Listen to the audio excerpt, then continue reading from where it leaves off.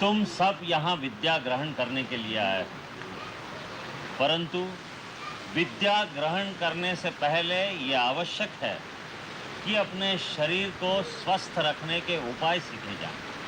क्योंकि यदि तुम बीमार हो जाओ, अपना शरीर कमजोर हो जाए, तो तुम अध्ययन कैसे करोगे, जीवन के धर्म कैसे सीखोगे? मनुष्य का शरीर 5 तत्वों से बनता है: पृथ्वी, जल,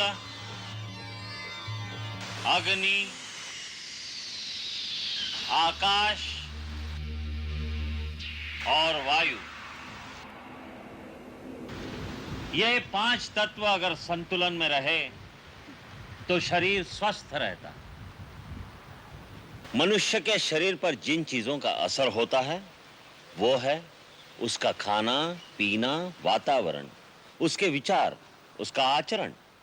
ये सब चीजें सात्विक होनी चाहिए। इसके अतिरिक्त असर पड़ता है उस चुंबकीय शक्ति का जिसके सहारे इस विश्व की हर चीज अपने अपने स्थान पर स्थित रहती है।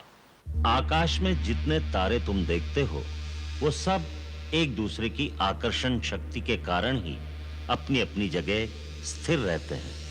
उस चुंबकीय शक्ति से विद्युत अर्थात बिजली की लहरें निकलती रहती हैं। वो लहरें सूरज, चांद, सितारों और हमारी धरती, यहां तक कि हमारे शरीर पर भी असर डालती हैं। मैं तुम्हें अपने शरीर में दिखाता हूं। देखो कैसे ये लहरें मनुष्य के शरीर पर असर डालती हैं। याद रखो, मनुष्य के शरीर में भी चुंबकीय ध्रुव होते हैं जिनके गिर्द ये तरंगे वृत्ताकार घूमती रहती है। वो दिखाई नहीं देती, परंतु उनका बहुत गहरा प्रभाव हमारे शरीर पर पड़ता है, जो हमारे मानसिक और शारीरिक स्वास्थ्य के लिए बहुत महत्वपूर्ण है। इसलिए सोते समय तुम्हें ऐसी दिशा में सोना पड़ेगा जिससे तुम्हारे शरीर पर धरती की उन लहरों का अनुकूल असर पड़े। हमसे पिताजी ने कहा था कि आश्रम में नंगे पांव रहना पड़ेगा, और ये भी कहा था कि धूप और बरसात में छाता नहीं मिलेगा। ऐसा क्यों गुरुदेव?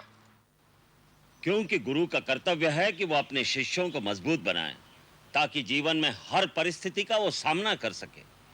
आज तुम राजकुमार हो, कल को वनवास में जाना पड़ जाए और उस समय जो मजबूत नहीं होगा वो टूट जाएगा। इसीलिए ये कठोर तपस्या की आवश्यकता है।